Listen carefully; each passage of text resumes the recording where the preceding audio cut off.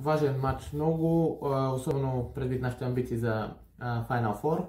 Така че вече загубихме веднъж от тях в Адриатическата лига и имаме дори, можем да кажем, един дефицит, който ако искаме да ги изпреварим, трябва да го наваксаме по време на матча други ден. Дефицит, но от към състезателки ще имаме ли такъв? Надяваме се, че ще бъдем в пълен състав най-накрая. Разбира се, има още 2 дни до тогава, още 2 тренировки. Надяваме се, както се казва, че всичко ще бъде наред и ще можем най-накрая да бъдем в пълен състав с всички чужденки и българки заедно. Говоря и за Габи Николова, защото тя пропусна 2 мача, никак не съм мал. Да, така е. Започна от вчера така на по-облегчен режим да тренира.